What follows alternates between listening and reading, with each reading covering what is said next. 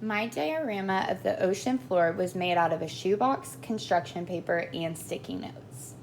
The ocean floor has three major regions: the continental margins, the deep ocean basin, and the mid-ocean ridge.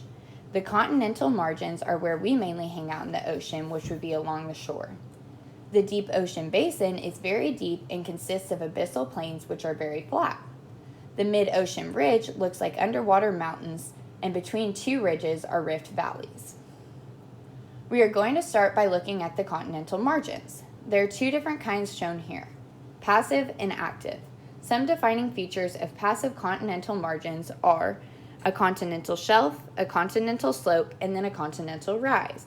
Whereas in an active continental margin, the three defining features would be a continental shelf, a continental slope, but then a deep ocean trench, which we can see right here. Looking closer at these continental shelves, right here and right here, we can see that they are gently sloping and not too steep and extend out from the surface shoreline to a drop-off. These continental shelves are formed on lithospheric plates and can be considered a flooded part of the continent. Now, looking closer at these continental slopes, which are temporarily depositional sites for sediments, which are steep and can create submarine canyons and turbidity currents. Looking at these abyssal plains right here, we can see that the thick layer of sediment formed by the sunken remains of dead organisms from the surface cover these plains created by spreading of the seafloor.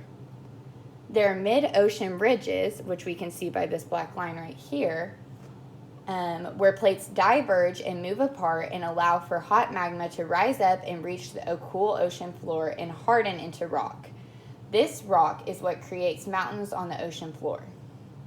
When lithospheric plates converge, deep ocean trenches are formed.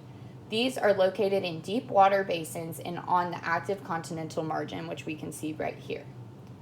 Seamounts, which is the front one right here, are formed similar to mid-ocean ridges because magma rises above ocean crest and rises to water and cools and becomes rock, but mid-ocean ridges are due to divergence of plates, but seamounts are due to things called hotspots. Hotspots are also responsible for volcanic islands, which we can see right here, which are also seamounts, but they break the water surface.